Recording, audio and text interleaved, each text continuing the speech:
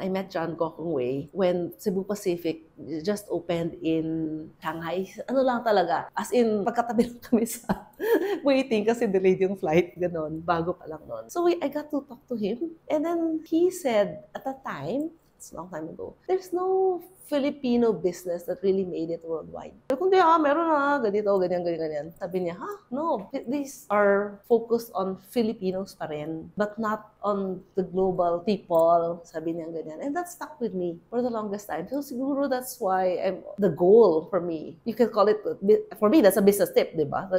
Having that goal is an important business tip. Yun, that's why siguro yung gusto ko talaga magkaroon ng Filipino brand na world domination. And sana bebe, ma'am.